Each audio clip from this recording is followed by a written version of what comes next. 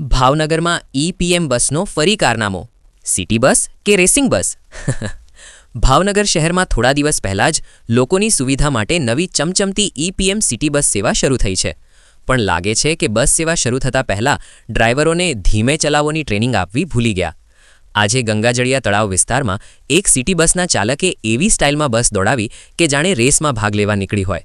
રસ્તા પર ચાલી રહેલા એક આઈસર ડ્રાઈવરને તો કદાચ ખબર પણ નહીં હોય કે પાછળથી ઇલેક્ટ્રિક તોફાન આવી રહ્યું છે. પરિણામે બસ અને આઈસર વચ્ચે ધડાકાભેર અકસ્માત થયો. અકસ્માત થતાં જ આસપાસના લોકોનું મફત મનોરંજન શરૂ થઈ ગયું. પળવારમાં લોકોના ટોળા એકઠા થઈ ગયા. કોઈ વિડીયો બનાવે, કોઈ ડ્રાઈવરને સમજાવે, તો કોઈ કહે આ બસ સેવા છે કે સ્ટન્ટ શો. થોડા સમયમાં પોલીસ પણ ઘટના સ્થળે પહોંચી ગઈ. પોલીસે પરિસ્થિતિ કાબૂમાં લીધી અને લોકો પણ ધીમે ધીમે પોતાના કામે લાગી ગયા. હવે શહેરના લોકો મજાકમાં કહે છે કે ભાવનગરમાં નવી ઈ-પીએમ બસ સેવા શરૂ થઈ છે. બસમાં બેસો તો મુસાફરી સાથે થોડી એડવેન્ચર ફ્રી.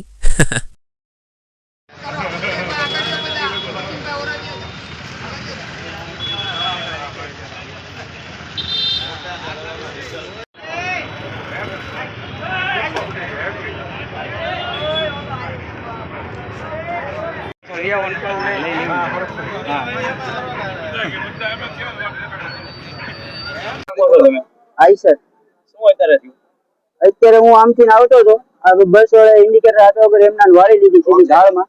રોંગ સાઈડમાં ઈ હતો, હું મારી સાઈડમાં હાલ્યો જતો હતો. કઈ બસ છે આ બસ ઓલી પીએમ નવી શરૂ થઈ ગઈ. ડ્રાઈવર કોઈ પીધેલો હોવાની શંકા કરી?